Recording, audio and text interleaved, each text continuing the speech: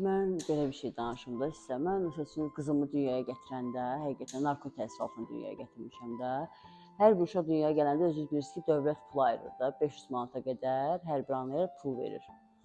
Yəni bunu sağlam ana, sağlam düşüncəli ana alıb hər halda uşağına xərcləyər də, həqiqətən də uşağın hər bir şeyini eləyər.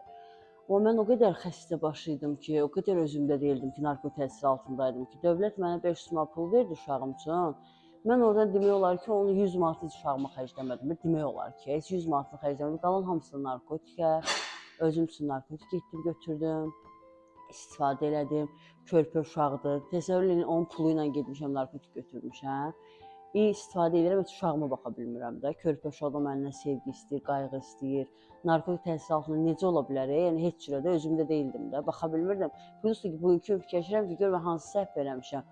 Yəni biri var özümü mən balam üçün nəsə eləyir, biri də var ki, dövlət ona pul ayırır, amma mən onu aparıb narkotikə verirəm də. Həqiqətən də insan narkotik təsir altında olanda gözünə görünmür də, evladdır, anadır, fərq eləmir, heç bir şey fərq eləmir. Mən onu qoyurdum o formada. Anamın yanında, bir başqa insanın yanında, hardasa da qoyurdum o formada, düşürdüm narkotikin dalıcan. Heç telefonuma da cavab vermirdim ki, necə, bəlkə də mənim uşağım heç yaxşı deyil, körpə uşağı da doğulub. Burada narkotik təsir altında doğulub da.